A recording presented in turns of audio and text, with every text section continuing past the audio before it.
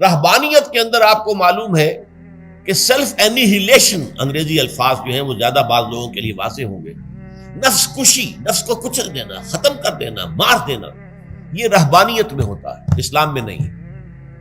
اسلام کا نظام بڑا متوازن ہے۔ ان لنفسک علیک حقا وان لزوجک علیک حقا وان لزورک علیک حقا۔ حضور نے فرمایا دیکھو تمہارے نفس کا بھی تم پر حق ہے، اسے مناسب حد تک آرام دینا بھی تمہارے ذمے ہے، اسے غذا بہم پہنچانا بھی تمہارے ذمے ہے۔ فرق صرف کیا ہے؟ حلال سے ہو، حرام سے نہ ہو۔ اس کی شہوت کو پورا کرنا بھی تمہارے ذمے ہے۔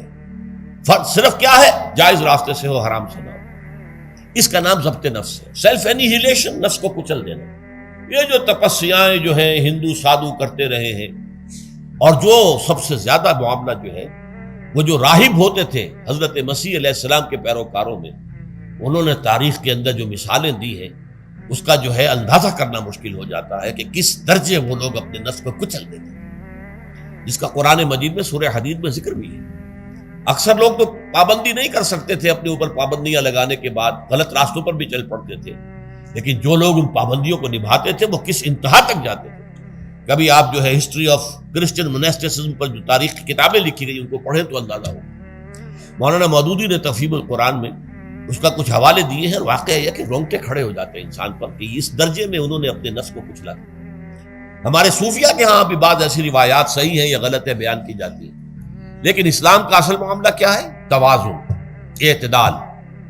تمہارے نفس کا بھی تم پر حق ہے، ان لنفسک علیک حقا، تمہاری بیوی کا بھی تم پر حق ہے، وَإِنَّ لِزَوْجِكَ عَلَيْكَ حَقًّا، اور تمہارا جو بھی کوئی ملاقاتی آئے، کوئی دوست ہے، اس کا بھی زورک علیک حق، زیارت کرنے کے لیے کوئی آیا اس کا بھی حق ہے، ان کے حقوق ادا کرو۔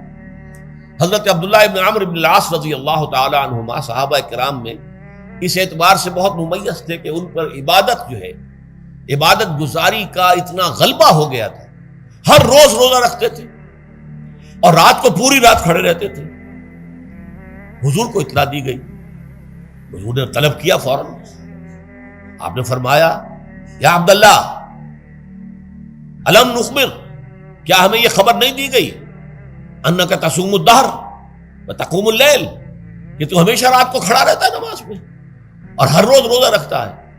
اب ظاہر بات ہے حضور کے حضور میں جھوٹ کیسے بولتے، ویسے بھی جھوٹ بولنے کا سوال نہیں صحابہ کے لیے، تو عرض کیا بلا یا رسول اللہ ایسے تو صحیح ہے۔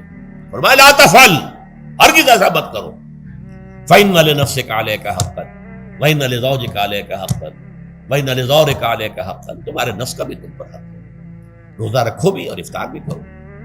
بہترین روزہ جو ہے وہ حضرت داؤد علیہ السلام کا تھا، ایک دن روزہ رکھتے تھے، ایک دن افطار کرتے تھے۔ لیکن یہ ہے کہ آپ ہفتے میں 2 دن روزے حضور کے ہیں، سوموار کو اور جمعرات کو، مہینے میں 3 روزے یہ ہیں، اس میں گویا کہ سنت پر عمل بھی ہو جائے گا۔ لیکن یہ کہ ہمیشہ روزہ رکھنا، بلکہ یہاں تک کہا گیا ما ساما من سامت دہر، جو ہمیشہ روزہ رکھتا ہے اس نے کوئی روزہ رکھا ہی نہیں۔ کیا مطلب؟ یہ تو اس نے اپنی ہیبٹس بدل لی ہیں، ہیبٹس ہو گئی ہیں یہ کہ سارا دن بھر نہیں کھانا، صبح کھانا شام کو کھانا، بس یہ تو اس نے اپنی ہیبٹ بدل لی ہے، روزہ ہیبٹ بن گیا اس کا۔ ما ساما من سامت دہر، جس نے ہمیشہ روزہ رکھا اس نے کوئی روزہ رکھا ہی نہیں۔